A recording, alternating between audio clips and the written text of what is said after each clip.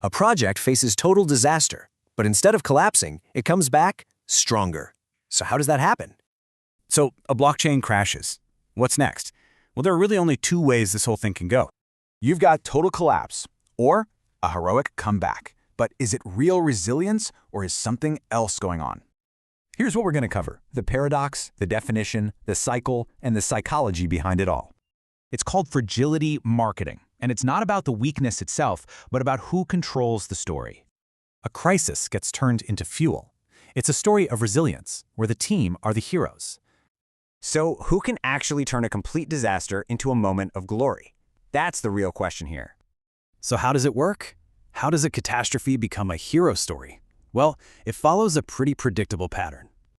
Right. It all starts with a disaster. Panic spreads, then boom, the core team steps in to save the day.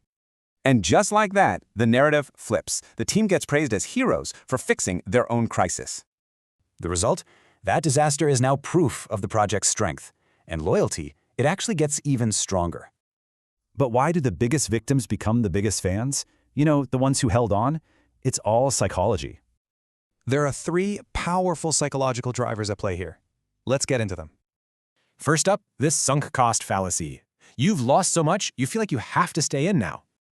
Then there's cognitive dissonance. To avoid admitting they made a mistake, they just rewrite the story in their head. And finally, identity attachment. Holding on becomes who you are. Leaving feels like betraying your tribe.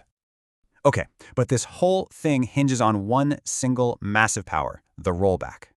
This power to basically hit undo on losses gives the team complete control over the entire story. So you see, fragility isn't just some weakness. It can actually be a powerful tool for control.